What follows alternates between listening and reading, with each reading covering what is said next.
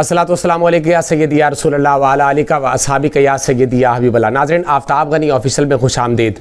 आज उसी केस पर बात करने लगा हूँ जिसमें काफ़ी रोज़ से तात्तुल आया हुआ था, ब्रेक आ गई हुई थी। जी हाँ, वही पंजाब में इलेक्शंस का केस सुप्रीम कोर्ट की जानिब से 14 मई को इलेक्शन करवाने का कहा गया, लेकिन उसके बाद मोहलत दी गई हुकूमत को मुज़ाकरात करने की PTI के साथ।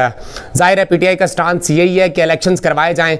अब ये मुज़ाकरात जो हैं, इन्हें मुज़ाकरात जो हैं इन्हें मज़ाकरात कहा गया। ज़ाहिर है एक मजाक रचाया जा रहा है, पाकिस्तानी अवाम को शायद बेवकूफ़ बनाने की कोशिश की जा रही है PDM की जानिब से।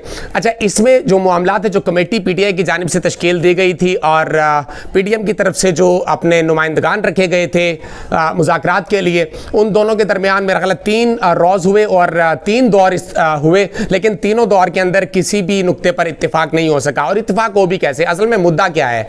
PDM इलेक्शन से भागना चाहती है और PTI इलेक्शन चाहती है।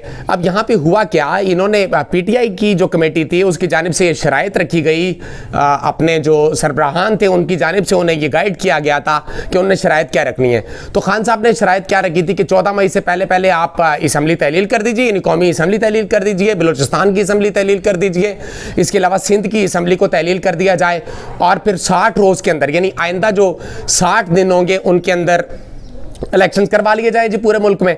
अच्छा, एक तरफ तो ये सारी सूरत हाल बनी हुई थी, लेकिन इस पर वो कायल नहीं कर सके। कायल होंगे भी कैसे? जाहिर है PDM कभी भी इलेक्शन नहीं चाहती, उन्हें अपनी सियासी मौत वाज़े तौर पर नजर आ रही है।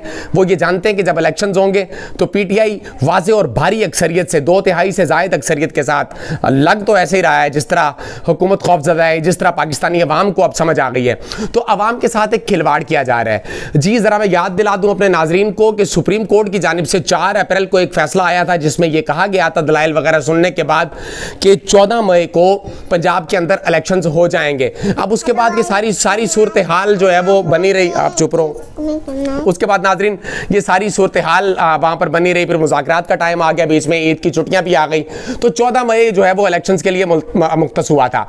अब ये सारी सूरत हाल बन गई है।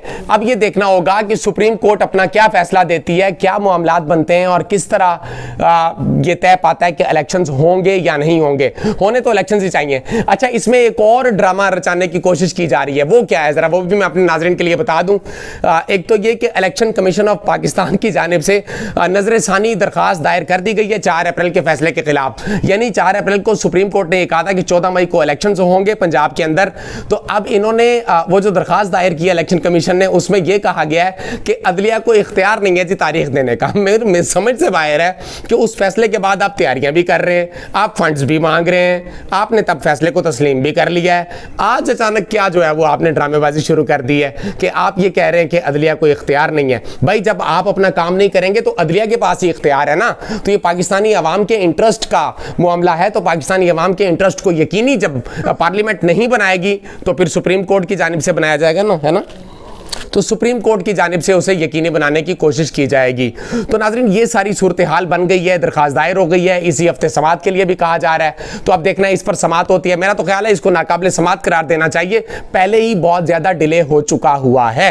अब ये बहुत इंटरेस्टिंग सूरत हाल होने वाली है, आगे देखना ये पड़ेगा कि क्या होता है। देखिए, कल ख्वाजा आसिफ साहब की तकरीर सबने सुनी होगी, पार्लियामेंट के अंदर खड़े होकर उन्होंने अदलिया को जिस तरह धमकियां दी और वाज़े तौर पर उन्होंने ये कहा कि हम कुर्बानी नहीं देंगे, ये नहीं करेंगे, वो नहीं करेंगे। भाई, करतूत अपने सीधे रखो, आपको कौन नायल करेगा जब आप हरकतें ही नायल करने वाली कर रहे हो। और यहां पर वज़ीर आज़म साहब को नायल करवाने वाले उनकी अपनी पार्टी के लोग हैं, जाहिर है कौन कौन चाहता है उनको नायल करवाना। तो मुझे तो यही लग रहा है कि अगर सुप्रीम कोर्ट आईने पाकिस्तान के मुताबिक अगर अब फैसला हो जाता है तो उसमें यही होगा कि नाअहल हो जाएंगे वो लोग जो फैसला नहीं मान रहे सुप्रीम कोर्ट का। तो नाजरीन, इसी के साथ अपने मेज़बान आफ्ताब गनी मुनिम को दीजिएगा इजाज़त, और ये चैनल आपका है, आपने सब्सक्राइब करना है, इस वीडियो को शेयर भी करना है, इस उम्मीद के साथ कि इंशाल्लाह जल्द बेहतरीन फैसले होंगे और पाकिस्तान की सरफराजी, सरबुलंदी और सलामती के मौके सब लोगों को मिलेंगे, सब लोग अपना अपना किरदार अदा कर सकेंगे। और ये तभी मुमकिन है जब फ्री एंड फेयर इलेक्शन जो है वो पाकिस्तान के अंदर हो जाएंगे। पाकिस्तान पाइंदाबाद।